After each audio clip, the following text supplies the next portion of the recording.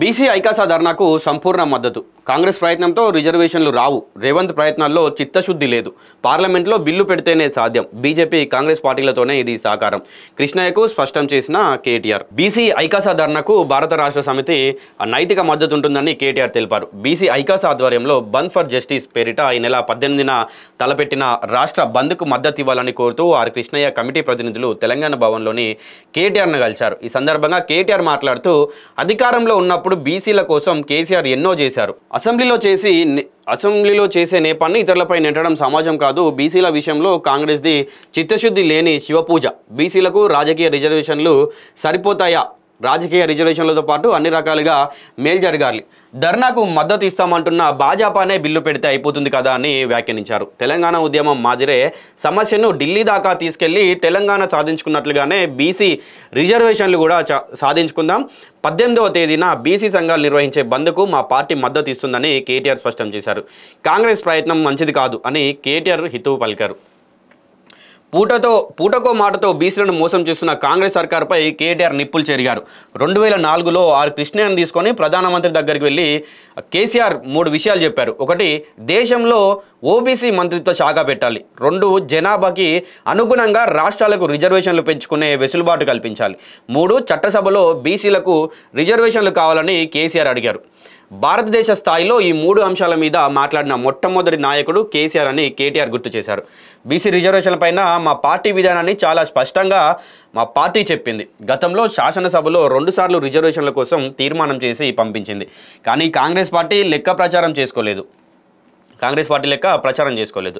కామారెడ్డి డిక్లరేషన్లో భాగంగా రిజర్వేషన్లు పెడతామని శాసనసభలో చెప్పినప్పుడు మేము ఆ పార్టీ తరపున మద్దతు ఇచ్చాము. బీసీ రిజర్వేషన్లకు సంబంధించిన అంశంలో కాంగ్రెస్ పార్టీ వ్యవహరిస్తున్న తీరు మంచిది కాదని అన్నారు.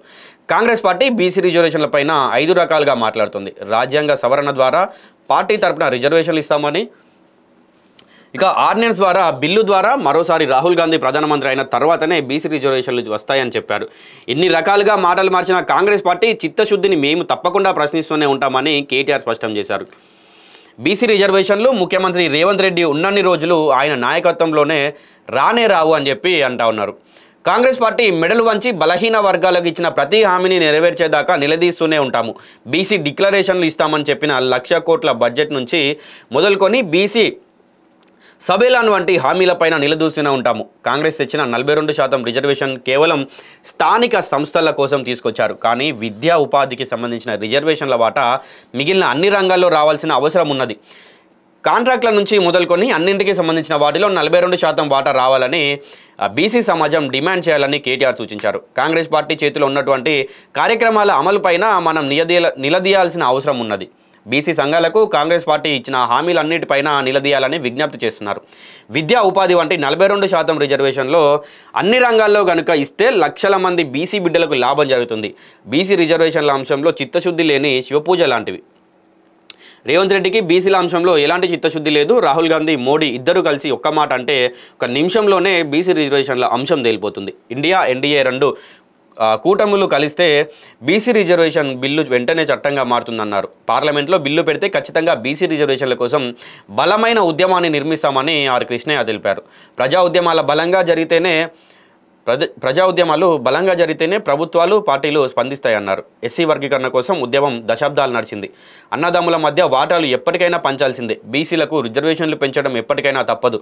ప్రజల మధ్య విభేదాలు పెరగముందే సామరస్యంగా పరిష్కరించాలి. బీసీ రిజర్వేషన్ల కోసం అన్ని పార్టీలు సహకరించాలని పిలుపునిచ్చారు.